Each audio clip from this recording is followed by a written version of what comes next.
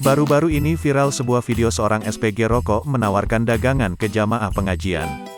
Rekaman video memperlihatkan suasana ramainya acara yang diduga sebagai pengajian pada malam hari. Kejadian itu terekam dan diunggah di jejaring media sosial akun Twitter @jowoshitpost pada Selasa tanggal 5 Maret tahun 2022.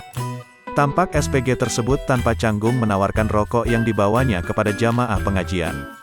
Sejumlah jamaah tampak kaget dengan adanya SPG tersebut. Sontak unggahan video tersebut mendapat beragam komentar warganet.